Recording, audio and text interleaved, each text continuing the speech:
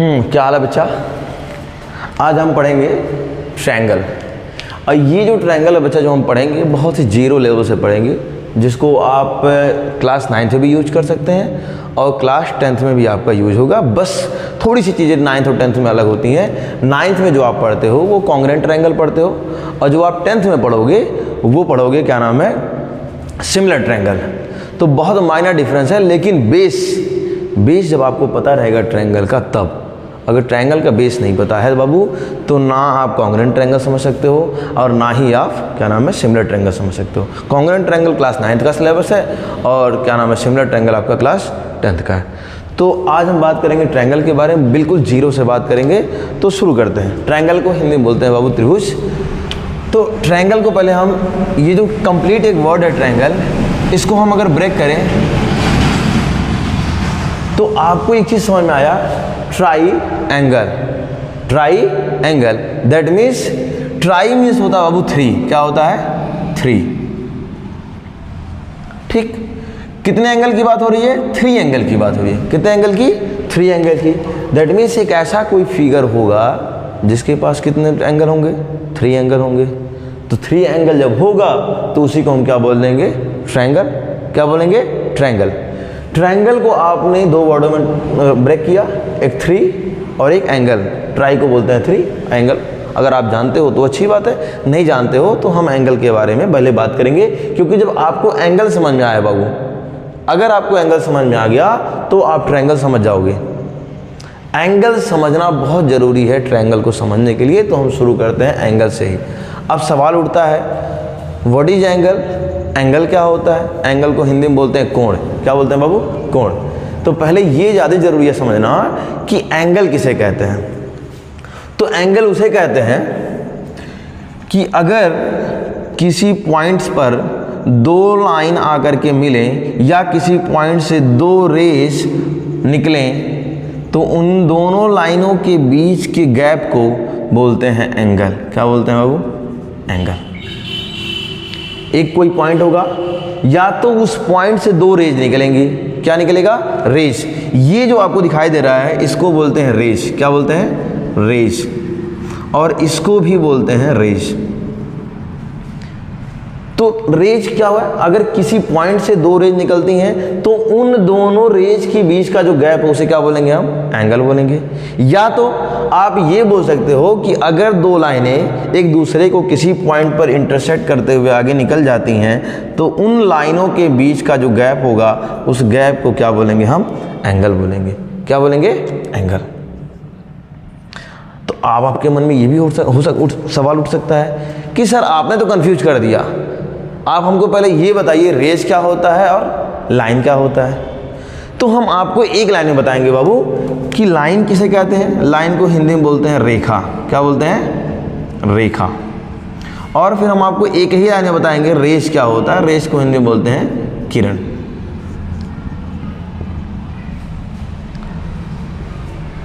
तो पहले हम बात करते हैं लाइन क्या होता है। Collection of point in straight form is known as line and starting and end point can not be fix. That means इसका मतलब क्या है, कलेक्शन ऑफ पॉइंट, बिंदुओं का कलेक्शन जो कि एक सीधा हो, जो कि क्या हो, सीधा हो, स्ट्रेट फॉर्म में हो, और उसका स्टार्टिंग और एंड पॉइंट हमको फिक्स ना हो, पता ही ना हो कहाँ से ये शुरू हुआ है कहाँ तक जाएगा, तो उसे हम क्या बोलते हैं, लाइन। क्या बोलेंगे, लाइन। तो रेज क्या होता है सर, रेज वो होता है बेटा, रेज एक ऐसा लाइन है जिसका स्टार्टिंग पॉइंट फिक्स होता है बट सेकेंड पॉइंट जिसको हम बोलेंगे एंड पॉइंट वो फिक्स नहीं होता है। इसको कुछ हम ऐसे ड्रॉ करेंगे। देखो ये स्टार्टिंग पॉइंट है, स्टार्टिंग पॉइंट फिक्स हो गया, दैट मीन्स यहीं से ही लाइन का फॉर्मेशन हुआ है।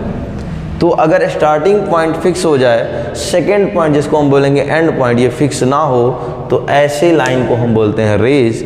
और लाइन क्या होता है बाबू, जिसका स्टार्टिंग और एंड पॉइंट फिक्स ना हो।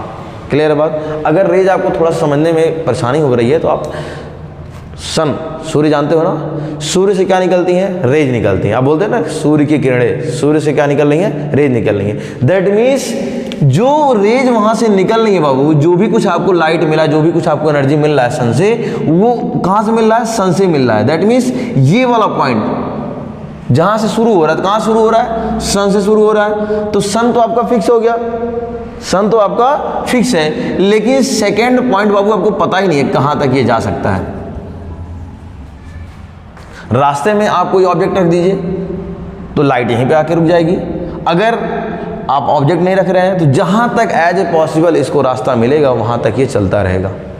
तो यही दोनों में डिफरेंस है। लाइन का स्टार्टिंग और एंड पॉइंट फिक्स नहीं होता है, रेज का स्टार्टिंग पॉइंट फिक्स होता है, सेकंड पॉइंट जिसको बोलते हैं एंड पॉइंट वो फिक्स नहीं होता है। तो आई होप आपको ये बात अब समझ में आ गया होगा।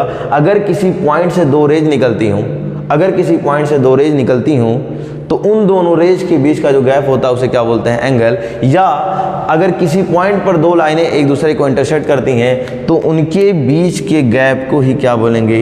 एंगल बोलेंगे। क्या बोलेंगे? एंगल बोलेंगे। क्लियर है बात? अगर कोई लाइन एक दूसरे को इंटरसेक्ट करती है तो उसके पास 4 एंगल बनेंगे, 1 2 3 एंड 4। वो दोनों आपस में इंटरसेक्ट करके 4 एंगल का फॉर्मेशन करेंगे। ठीक है, अगर एंगल आपको क्लियर हुआ तो अब थोड़ा सा एंगल के बारे में और हम बात करेंगे। अब आपको हम बताएंगे कि टाइप्स ऑफ एंगल क्या होता है। Types of angle.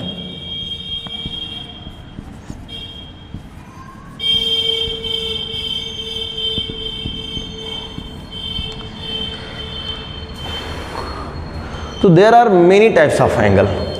बहुत सारे टाइप्स के बाबू एंगल होते हैं, जैसे acute angle, right angle, obtuse angle, straight line angle, reflex angle, complete angle और सप्लीमेंट एंगल, कॉम्प्लीमेंट एंगल। बहुत सारे टाइप्स के एंगल होते हैं। तो कुछ जो बेसिक बात आपको पता होना चाहिए उसके बारे में हम बात करेंगे। तो कुछ हम एंगल की बात करेंगे जिसमें हमारा होगा एक्यूट एंगल। क्या होगा? Acute angle. दूसरा होगा हमारा ऑब्ट्यूज एंगल।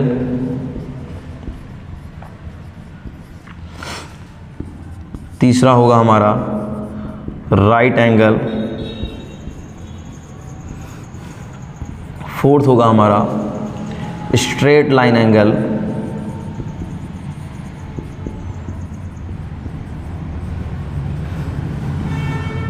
एंड फिफ्थ होगा हमारा कंप्लीट एंगल।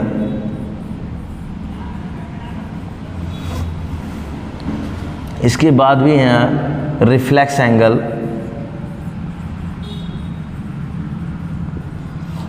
एंड सेवंथ है आपका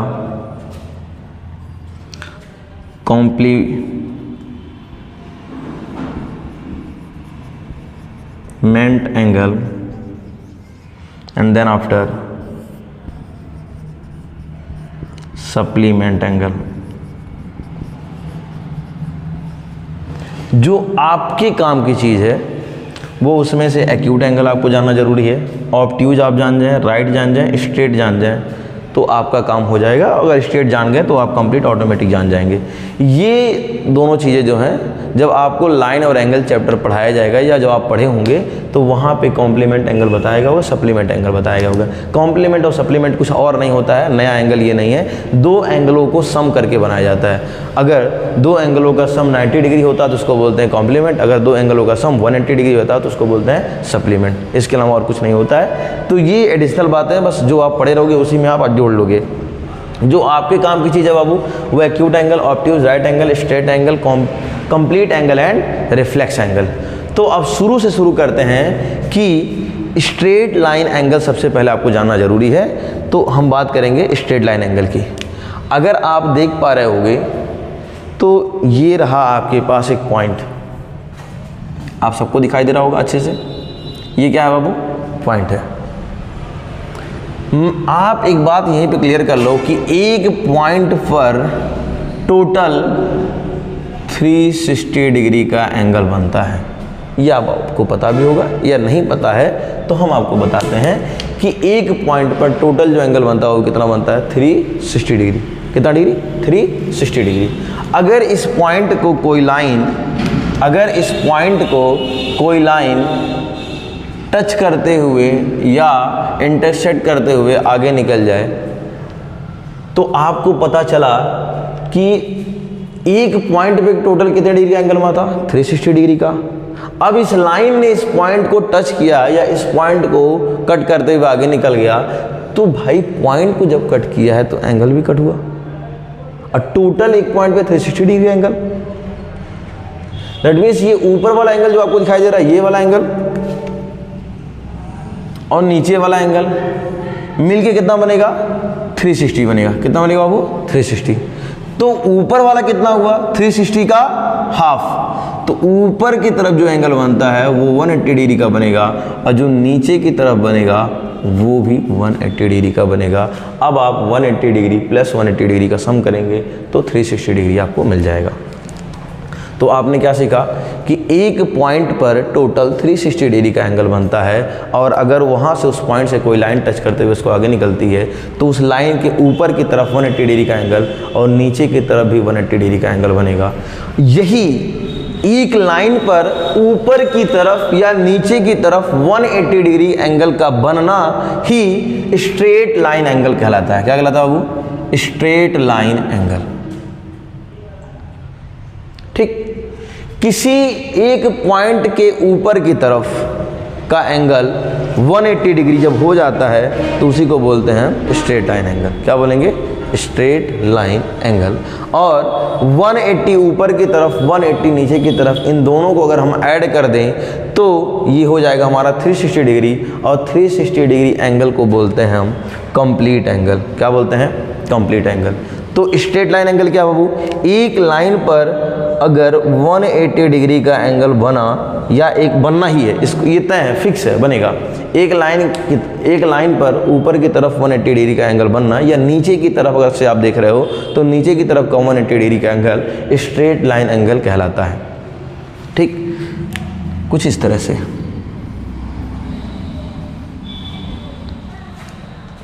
और ये ऊपर की तरफ का एंगल और नीचे की तरफ का एंगल दोनों को अगर आप सम कर देते हैं तो ये हो जाएगा 360 डिग्री। तो 360 डिग्री एंगल को ही क्या बोलते हैं हम? Complete angle. क्या बोलते हैं बाबू? Complete angle. ये 180 डिग्री ऊपर का होगा, उसके बाद वाला 180 डिग्री नीचे का होगा। इन दोनों को सम करेंगे आप तो 360 डिग्री हो जाएगा। अगर ये दोनों बातें क्लियर हो गई, स्ट्रेट लाइन एंगल और कंप्लीट एंगल, तो अब हम आगे बात करेंगे जो कि होगा हमारा right angle, acute angle, obtuse angle. फिर हम रिफ्लेक्स एंगल की भी बात कर लेंगे। तो आप जल्दी से अगर कुछ इसमें से आपके काम की चीज़ें हैं तो स्क्रीनशॉट ले लीजिए, फिर हम थोड़ा सा इसको इरेज करेंगे क्योंकि हमारे पास स्पेस है नहीं। तो आगे हम बात करते हैं।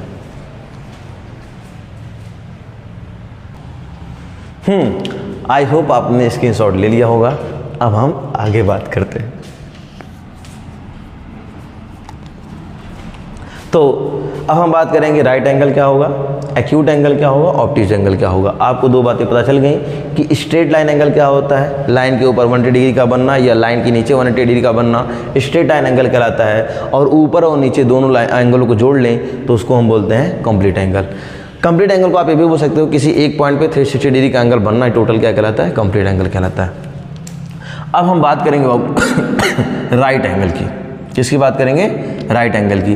तो आप ये बात अच्छे से सीख गए हो कि एक लाइन पर ऊपर की तरफ कितने डिग्री का एंगल बनेगा बाबू? 180 डिग्री का एंगल बनेगा। क्लियर है बात? अब आपको एक काम करना है या अपने दिमाग में एक बात घुसाना है, वो ये कि अगर इस लाइन को एक परपेंडिकुलर लाइन इंटरसेक्ट करके आगे निकल जाए, या इस लाइन पर हम एक परपेंडिकुलर लाइन ड्रॉ कर दें तो क्या होगा? करके देखते हैं। परपेंडिकुलर का मतलब होता है बाबू एक सीधी लाइन। कैसा लाइन? सीधा लाइन।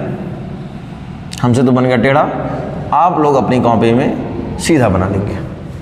ठीक, हमने क्या किया, ए बी जो हमारी लाइन है, इस लाइन पर हमने एक लाइन ड्रॉ किया जो कैसा लाइन था बाबू? स्ट्रेट, सॉरी कैसा लाइन था? परपेंडिकुलर। क्या था? परपेंडिकुलर।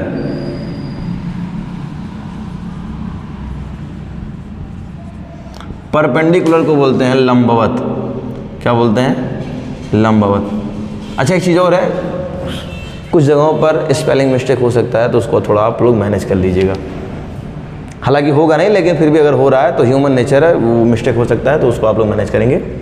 परपेंडिकुलर लाइन क्या होता है? एकदम सीधी लाइन होगी बाबू, और जहाँ कहीं परपेंडिकुलर के वर्ड का यूज होगा, एक बात आप क्लियर कर लीजिएगा, जहाँ कहीं वो इंटरसेक्ट करके आगे निकलेगी वहाँ पर 90 डिग्री का एंगल बनाएगी। ये तो आपके समझने की बात हुई, ये तो आपको समझने की बात हुई, ये बाद में भी आप समझ सकते हो। अभी बस इतना जान लो कि एक सीधी लाइन होगी जो कि एकदम नोक के धार पे होगी, बोलते नहीं नोक की धार पे एकदम सीधा होना चाहिए, ऐसे, तो नोक की धार पे जब ये लाइन इस लाइन पे ड्रॉ किया गया या इस लाइन पर इस परपेंडिकुलर को ड्रॉ किया गया, तो आपको पता है कि ऊपर की तरफ टोटल एंगल कितना बना था बाबू? 180 डिग्री। और परपेंडिकुलर लाइन क्या करता है? किसी भी चीज को 2 इक्वल पार्ट में डिवाइड करता है। किस तरह डिवाइड करता है? 2 इक्वल पार्ट में चीजों को डिवाइड करता है। जहां कहीं परपेंडिकुलर यूज होगा वहां 2 इक्वल चीजों की बात होगी। तो यहाँ पर एक लाइन के ऊपर की तरफ 180 डिग्री बना, और ये परपेंडिकुलर लाइन हम इसको नाम दे देते हैं C, और जहाँ पे इंटरसेक्ट किया इसको O दे देते हैं, और ये वाला पॉइंट हमारा हो गया D, COD। तो CD जो हमारा परपेंडिकुलर लाइन है O पॉइंट पर इंटरसेक्ट करते हुए आगे की तरफ बढ़ गया। आपको पता है कि परपेंडिकुलर लाइन क्या करता है? चीज़ों को 2 इक्वल पार्ट में डिवाइड करता है। तो 180 डिग्री ऊपर की तरफ था, तो जरा बताना आप अब कितने कितने पार्ट में ये एंगल डिवाइड हो गए हैं? तो आपका जवाब है कि सर ये वाला 90 डिग्री बनेगा और ये वाला भी हमारा 90 डिग्री का बनेगा। ठीक, एक स्ट्रेट लाइन को दूसरा परपेंडिकुलर लाइन ने इंटरसेक्ट किया, उसकी एंगल को 2 इक्वल पार्ट में डिवाइड करेगा, तो ये वाला एंगल 90 डिग्री होगा, ये भी एंगल 90 डिग्री होगा। और यही आपको समझना है कि अगर कोई लाइन 90 डिग्री का एंगल फॉर्म करता है, बनाता है, तो ऐसे एंगल को हम बोलते हैं राइट एंगल। क्या बोलते हैं बाबू? Right angle. इसका मतलब क्या हुआ? एक ऐसा एंगल जिसका टोटल वैल्यू 90 डिग्री होगा उसे क्या बोलेंगे? Right angle.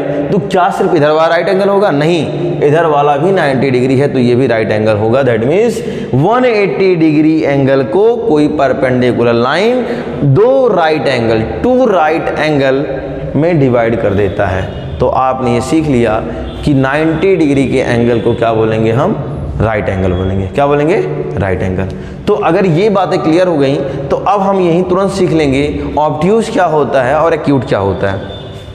मैं ये फिगर ड्रॉ कर रहा हूँ और आप यहाँ हमको बताएंगे कि यहाँ कितने डिग्री का एंगल बना, यहाँ कितने डिग्री का एंगल बना। तो आपका जवाब होगा कि सर अगर ये परपेंडिकुलर लाइन है, कौन सा लाइन है? परपेंडिकुलर लाइन है, इसका सिंबल होता है कुछ इस तरह से। तो अगर सर ये परपेंडिकुलर लाइन है तो हमको पता है कि इस लाइन पे 180 डिग्री का एंगल बनेगा, तो ये परपेंडिकुलर लाइन क्या करेगा? इस 180 डिग्री एंगल को 2 पार्ट में डिवाइड कर देगा। दैट मीन्स ये एंगल हमारा क्या हो गया? 90 डिग्री का हो गया। यस, आपका जवाब बिल्कुल सही है। तो अब हम क्या करेंगे? थोड़ा सा कलाकारी करेंगे। क्या करेंगे? कलाकारी। कलाकारी को बोलते हैं मैथमेटिक्स की दुनिया में कंस्ट्रक्शन। क्या बोलते हैं? कंस्ट्रक्शन। इस एंगल को मान लीजिए कोई एक लाइन है जो डिवाइड करते हुए आगे निकल गया। ठीक, नॉट नेसेसरी कि ये जो दोनों पार्ट बने आपके ये इक्वल होंगे, बस डिवाइड कर दिया। ठीक, बात क्लियर है? अब आप मुझे ये बताइए बाबू कि अगर हम इस एंगल की बात करें कि इस एंगल की वैल्यू क्या होगी, या मैं इस एंगल की बात करूं इस वाले एंगल की, इसकी वैल्यू क्या होगी, अदरवाइज इसकी वैल्यू क्या होगी, तो क्या आप बताएंगे कि 90 डिग्री से ज़्यादा है? नहीं। अगर आप ये बताएंगे बाबू कि इसकी वैल्यू 90 डिग्री से ज़्यादा है तो आपका जवाब बिल्कुल गलत है। लेकिन अगर आप ये बताएंगे कि सर अगर आप इस एंगल की बात कर रहे हैं तो टोटल यहाँ से यहाँ तक 90 डिग्री बन रहा है, दैट मीन्स ये 90 डिग्री से कम हुआ। तो अगर ये कम हुआ तो ये भी 90 डिग्री से कम हुआ, क्योंकि टोटल यहाँ से यहाँ तक 90 बन रहा बाबू। यहाँ से यहाँ तक टोटल 90 डिग्री बना और हम सिर्फ बात किए इतने की, तो ये क्या होगा? Less than 90। इसकी बात करें तो ये भी लेस देन 90। यही आपको पकड़ना है कि अगर कोई एंगल हो जिसका total value less than 90 degree हो जाए तो ऐसे एंगल को हम बोलेंगे क्या? Acute angle. क्या बोलेंगे? Acute angle. तो आई होप आपको बात समझ में आ गया होगा कि किसी एंगल की वैल्यू अगर लेस देन 90 डिग्री होता है तो उसे हम बोलेंगे एक्यूट एंगल। क्या बोलेंगे बाबू? Acute angle. तो यहाँ पर अगर मैं इस एंगल की बात करूँ तो या इस एंगल की बात करूँ तो दोनों जो एंगल बना ये कैसा एंगल बना? एक्यूट एंगल बना। कौन सा एंगल बना बाबू? Acute angle. और यही आप समझ गए कि ये क्या होगा? Less than 90 degree. Less than 90 degree. Okay, एक मिनट जरा रुकिएगा तो आप लोग। एक्चुअली मुझे फील हुआ कि शायद इधर क्या नाम है वीडियो में कट हो रहा होगा जो मैं लिख रहा हूँ, तो इसलिए थोड़ा सा मैं ठीक है। तो एक्यूट एंगल आपको समझ में आ गया कि ऐसा एंगल जिसका वैल्यू टोटल वैल्यू जो होगा लेस देन 90 डिग्री होगा उसको क्या बोलेंगे? Acute angle. तो सेम एज जिसका एंगल लेस देन 90 हुआ उसको बोला एक्यूट एंगल, तो जिसका एंगल मोर देन 90 होगा उसको हम बोल देंगे ऑब्ट्यूज एंगल। क्या बोलेंगे? Obtuse angle. तो समझते हैं जरा ऑब्ट्यूज एंगल कैसे बन रहा है। हम एक फिगर यहीं पर ड्रॉ कर रहे हैं। जैसे मान लीजिए ये अपना स्ट्रेट लाइन एंगल है और उसको एक लाइन ने कट किया, तो आपको पता है अगर ये परपेंडिकुलर है तो इसका टोटल वैल्यू कितना होगा? 90 डिग्री होगा। कितना होगा? 90 डिग्री। और अगर इसी लाइन पर एक और लाइन आकर के इंटरसेक्ट करते हुए आगे निकल गई, हम इसका नामकरण कर देते हैं A, B, C। इस पॉइंट को जहाँ पर चीज़ें इंटरसेक्ट हो रही हैं इसको हमने मान लिया O, ये हो गया D और ये हो गया E। तो DE लाइन ने क्या किया? O पॉइंट पर इंटरसेक्ट करते हुए आगे निकल गया। मैं आपसे पूछूं कि जरा बाबू एक बात बताना, यहाँ से यहाँ तक का एंगल क्या है? तो आपका जवाब होगा सर आप तो बच्चा वाला क्वेश्चन कर रहे हैं। हाँ बेटा, बच्चा वाला क्वेश्चन ही है। क्यों? क्योंकि अगर ये परपेंडिकुलर लाइन है तो 90 डिग्री का एंगल बना देगा। ये बात क्लियर हो गई। ठीक है बेटा, तो अब हम बात करेंगे कि ठीक है अब यहाँ से आप देखो, लाइन B से आपको देखना है लेकिन आपको देखते हुए जाना है D तक। कहाँ तक जाना है? D तक।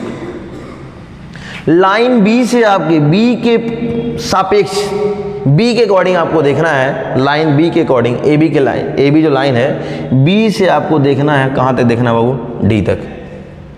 तो जब B से आप D तक देखेंगे तो आपको पता चला कि यहाँ से यहाँ तक तो 90 है, यहाँ से यहाँ तक 90 है और ये 90 से क्या हो रहा है? अधिक हो रहा है। 90 से अधिक हो रहा है। तो यही तो आपको पकड़ना था। यही अभी हमने आपको बोला भी था कि एक ऐसा एंगल जिसकी वैल्यू मोर देन 90 इतना हुआ और 90 से क्या हुआ? मोर हुआ, अधिक हुआ।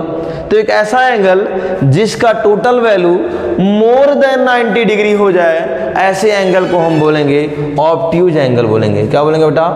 Obtuse angle.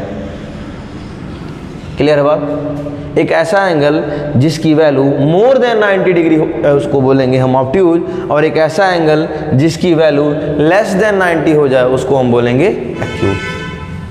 तो आपको कई बातें समझ में आ गई। एक तो एक्यूट एंगल क्या होता है ये भी समझ में आ गया, ऑब्ट्यूज एंगल क्या होता है ये भी समझ में आ गया, राइट एंगल क्या होता है 90 डिग्री के एंगल को बोलते हैं, obtuse angle more than 90 degree को बोलते हैं, acute angle less than 90 degree को बोलते हैं। 90 लेस देन का मतलब होता है कम और मोर देन का मतलब होता है ज़्यादा। स्ट्रेट लाइन एंगल आपको पता चल गया, एक ही लाइन के ऊपर की तरफ या नीचे की तरफ बनने वाले एंगल जिसका वैल्यू होगा 180 डिग्री उसको बोलेंगे हम straight line angle. Complete angle क्या होता है? 180 डिग्री ऊपर की तरफ लाइन के एंगल, सॉरी लाइन के ऊपर का एंगल 180 डिग्री और लाइन के नीचे का एंगल 180 डिग्री, दोनों को अगर आप ऐड करते हैं तो टोटल वैल्यू हो जाएगी 360 और 360 को बोलते हैं हम कंप्लीट एंगल। क्या बोलेंगे? Complete angle. अगर आपको ये बात समझ में आ गई है तो यहीं मैं आपको छोटा सा समझा देता हूँ, बस कुछ और नहीं समझना, आपको रिफ्लेक्स समझना है। अब आप देखो बाबू, यहाँ से यहाँ तक का जो एंगल है वो क्या है? टोटल मोर देन 90 है। क्या है? मोर देन 90 है। मैं पूछूं बाबू बचा हुआ रिमेनिंग एंगल बताओ, तो आपका जवाब होगा कि सर रिमेनिंग एंगल कौन सा? तो रिमेनिंग एंगल ये कि इस लाइन पर जो टोटल एंगल बन रहा है वो कितना बन रहा है? 360 बन रहा है, और आपके ज़रूरत का क्या पता चला? मोर देन 90 वाला। तो बचा क्या? यहाँ से लेके यहाँ तक वाला जो एंगल बच गया इसी को क्या बोलेंगे हम? इसी को बोलेंगे बाबू हम रिफ्लेक्स एंगल। क्या बोलेंगे? Reflex angle. नहीं समझ में आया? अगर मान लीजिए यहाँ से यहाँ तक इस एंगल की वैल्यू सपोज मान लीजिए 120 डिग्री है। कितना है बाबू? 120 डिग्री।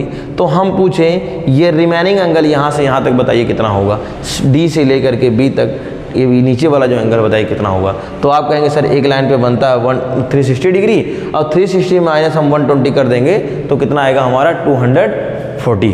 तो 240 जो इसकी वैल्यू आया, 240 को ही हम बोलेंगे रिफ्लेक्स एंगल ऑफ 120 डिग्री। किसी भी एंगल का रिफ्लेक्स निकालना है तो आप क्या करेंगे, 360 में से उस एंगल को माइनस कर देंगे, जो वैल्यू आएगा वही आपका रिफ्लेक्स एंगल होगा।